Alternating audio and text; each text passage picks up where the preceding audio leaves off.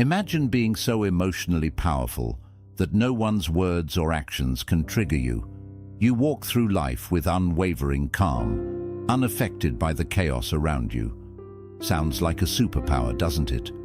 But mastering your emotions isn't just a skill for the elite, it's something anyone can learn. Today, we're going to dive into how to never get angry or bothered by anyone and truly take control of your emotional responses, no matter the situation. This isn't just a quick fix. This is the mindset of a person who commands their emotions instead of being ruled by them. 1.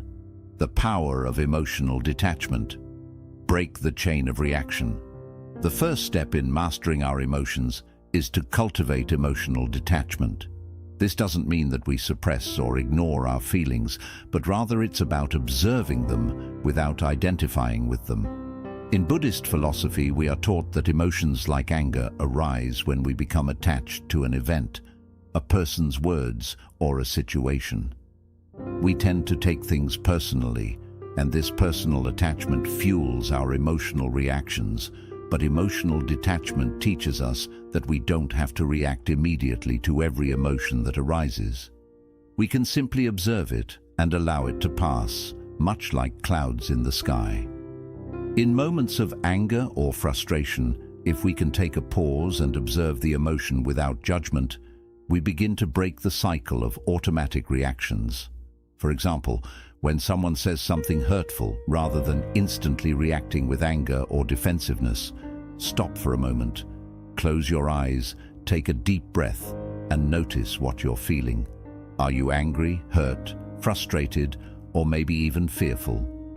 Once you've recognized the emotion, let it go. Just as clouds come and go, so do our emotions.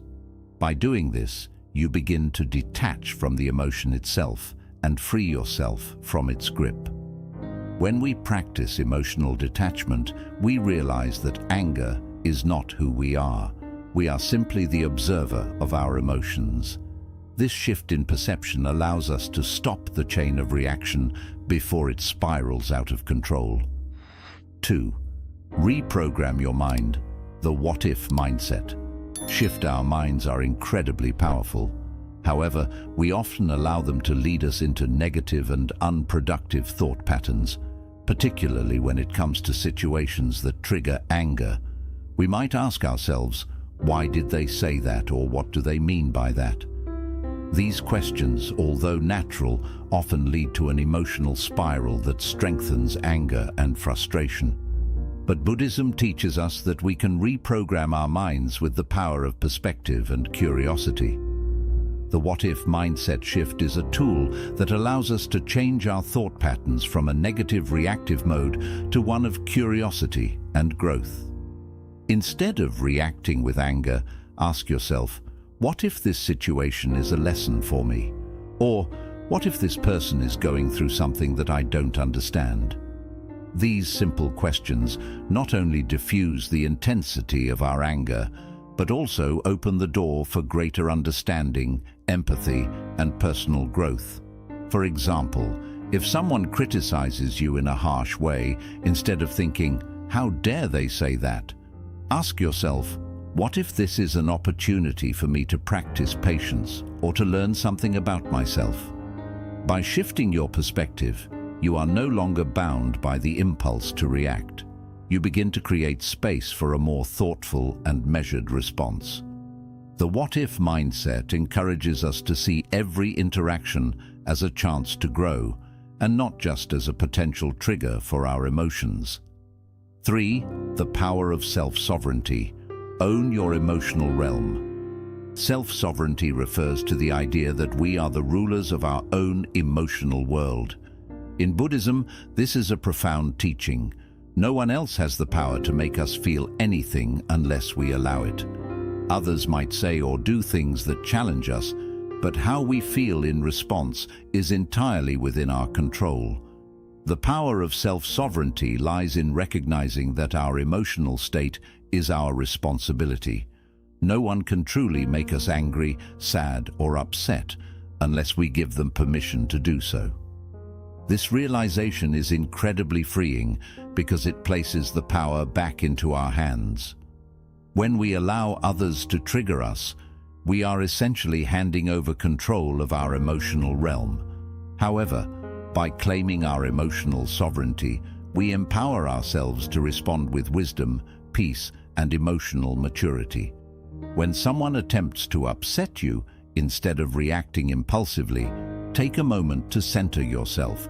Remind yourself, I control how I feel, I own my emotional world, and no one can make me feel anything unless I choose to let them.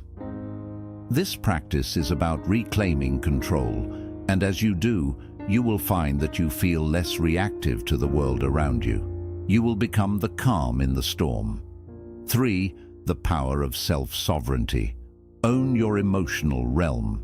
Self-sovereignty refers to the idea that we are the rulers of our own emotional world. In Buddhism, this is a profound teaching. No one else has the power to make us feel anything unless we allow it. Others might say or do things that challenge us, but how we feel in response is entirely within our control. The power of self-sovereignty lies in recognizing that our emotional state is our responsibility. No one can truly make us angry, sad, or upset unless we give them permission to do so. This realization is incredibly freeing because it places the power back into our hands. When we allow others to trigger us, we are essentially handing over control of our emotional realm. However, by claiming our emotional sovereignty, we empower ourselves to respond with wisdom, peace, and emotional maturity. When someone attempts to upset you, instead of reacting impulsively, take a moment to center yourself. Remind yourself, I control how I feel. I own my emotional world, and no one can make me feel anything unless I choose to let them. This practice is about reclaiming control, and as you do, you will find that you feel less reactive to the world around you. You will become the calm in the storm. 4. Energy transmutation. Transform anger into high-vibration power.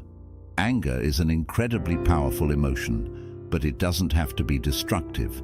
In fact, Buddhism teaches us that we can transmute anger into higher forms of energy, such as focus, creativity, and motivation. Rather than letting anger drain our energy and lower our vibration, we can use it as fuel for something constructive. This process is called energy transmutation.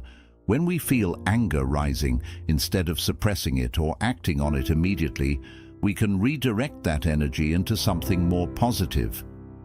For instance, you might use the anger you feel to dive into a creative project or tackle a task with newfound determination.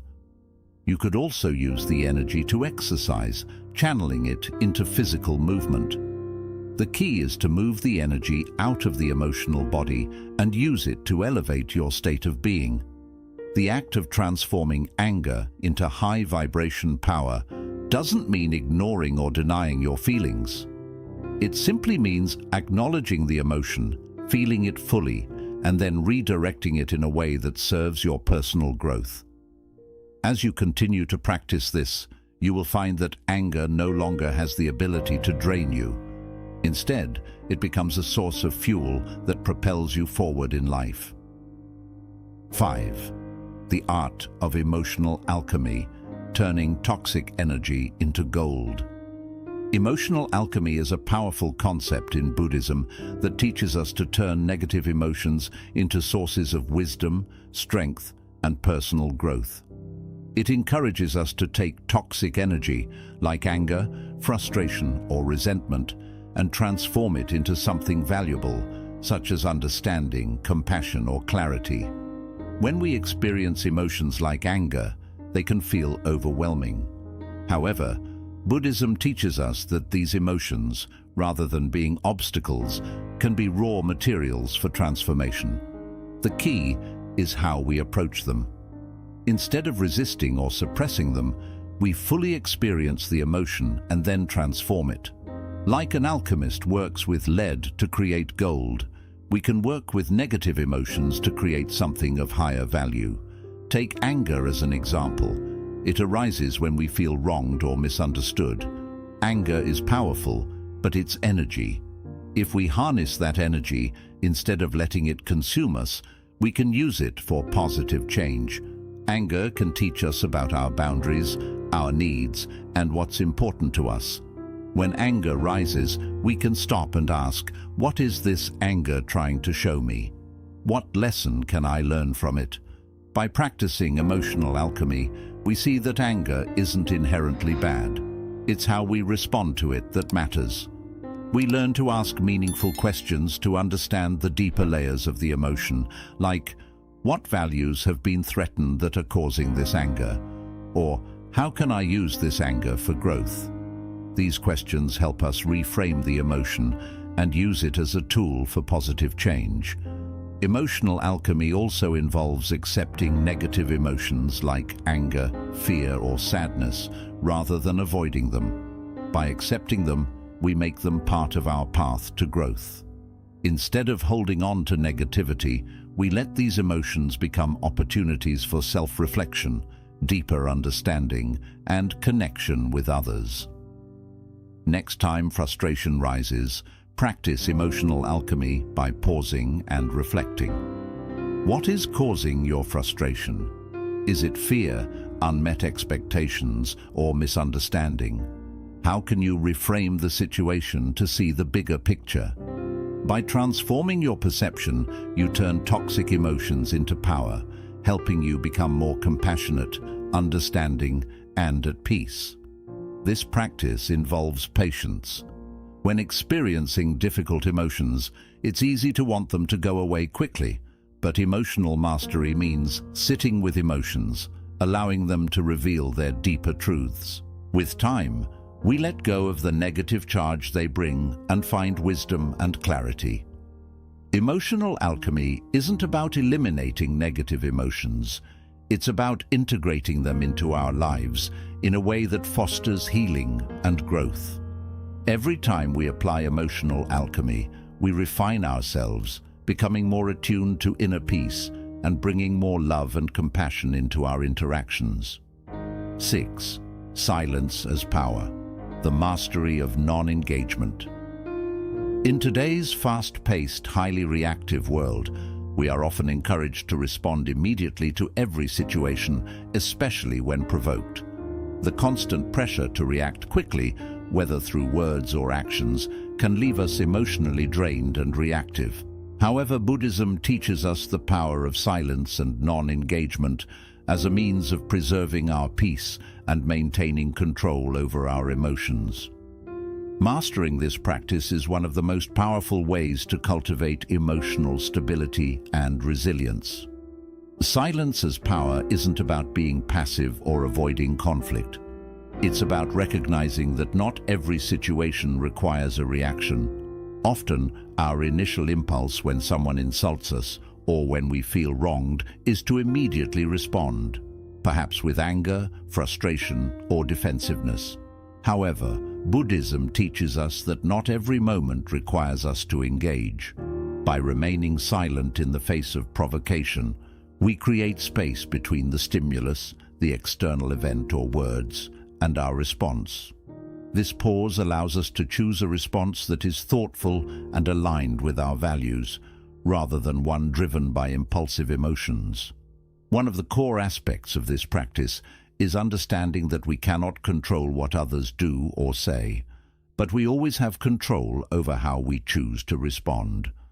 The moment we engage with negativity, whether through a sharp retort, defensive comments, or escalating an argument, we give away our emotional power. Silence, on the other hand, allows us to retain control, protect our peace, and avoid unnecessary emotional turmoil. When we choose to remain silent, we also refuse to participate in the cycle of negativity that often perpetuates conflict. Imagine, for instance, that you are in a heated conversation with someone who is upset or angry. They may raise their voice, make hurtful comments, or try to provoke you into an argument. The natural reaction might be to defend yourself, to argue back, or to try to prove your point. But what if, instead, You took a deep breath, remained silent, and chose not to engage in the exchange. In doing so, you diffused the tension, refused to give power to the negativity, and protect your emotional equilibrium. Silence is a way of disarming conflict, allowing the situation to dissipate without escalating further. Non-engagement is also a powerful tool in preserving our inner peace when dealing with challenging people or situations. Not everyone we meet will be kind or reasonable, and not every situation will be ideal. However, through the practice of non-engagement, we can maintain our integrity and peace regardless of the external circumstances. This doesn't mean we avoid confrontation or suppress our feelings. Rather, we choose the right time and place to express ourselves using words and actions that align with our highest self. Silence allows us to wait until we have clarity and emotional composure before responding. Silence enables us to practice mindfulness in difficult moments. Rather than reacting based on emotion, silence gives us the opportunity to become more aware of our inner state. We can pause and check in with ourselves. What am I feeling right now? Why am I feeling this way? How can I respond in a way that is true to my values? This mindfulness allows us to cultivate a deeper understanding of our emotions, and it gives us the chance to act with wisdom rather than simply reacting on impulse. By mastering silence and non-engagement, we create a mindful space in which we are no longer slaves to our emotions, but instead empowered to act with intention and purpose. One of the most profound aspects of silence is its power to shift the energy in a room or situation. When everyone is talking over each other or emotions are running high, silence acts as a calm anchor in the storm. It has the ability to neutralize negativity, as people are often forced to reflect on their words and actions when faced with silence. In this way, silence becomes a form of communication, a way of expressing that we are not willing to participate in unhealthy dynamics or unnecessary conflict. By remaining silent, we set a boundary that protects our emotional well-being while also promoting peace.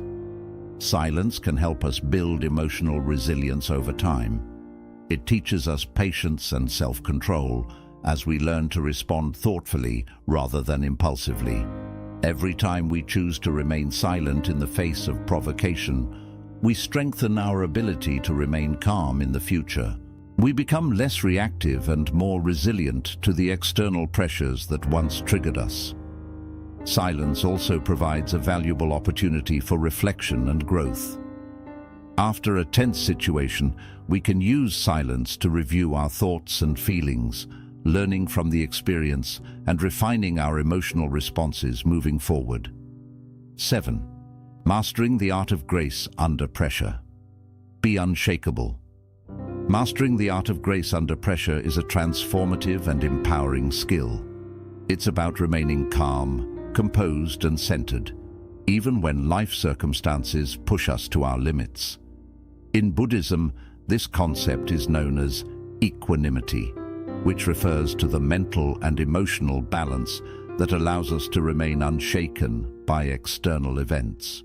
Whether it's dealing with conflict, facing a difficult situation, or navigating a personal crisis, grace under pressure helps us maintain our inner peace while responding thoughtfully rather than reacting impulsively. Life is full of unexpected challenges. We can't control every situation, and there will always be times when stress, frustration, or even despair seems to overwhelm us. However, what we can control is how we respond. Buddhism teaches us that we are the creators of our own experience. It's not the external events themselves that determine our emotional state, but rather our responses to them. When we learn to remain graceful under pressure, we don't allow difficult circumstances to dictate how we feel or act.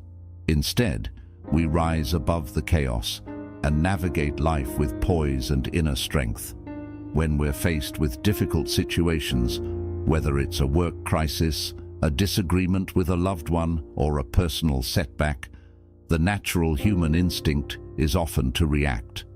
We may feel our hearts race, our minds race with thoughts of anger or frustration, or our bodies tense up with stress.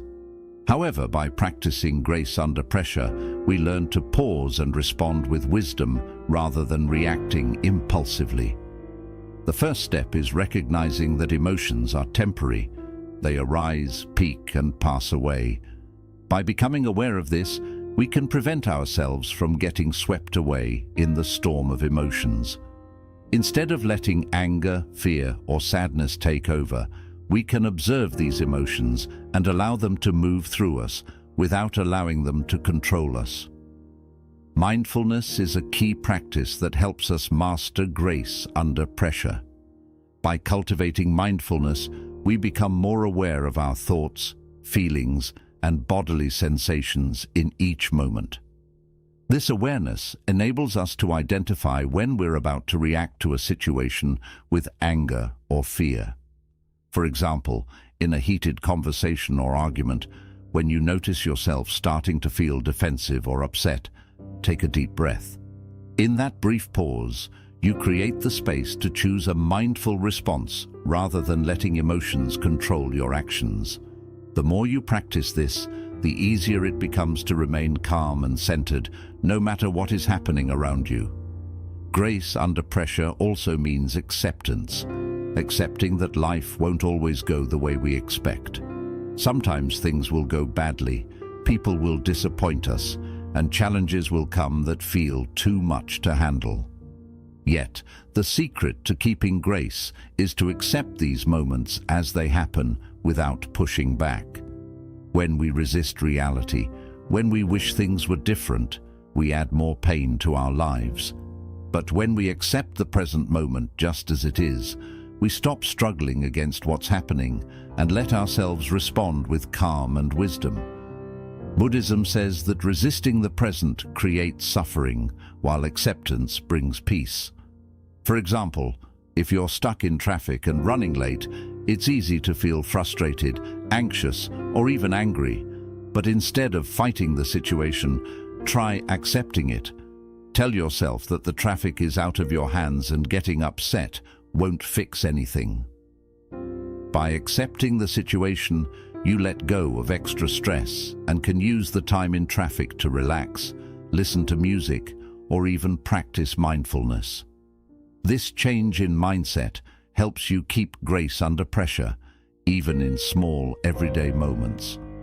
One of the strongest parts of grace under pressure is being able to respond with kindness, both to yourself and to others.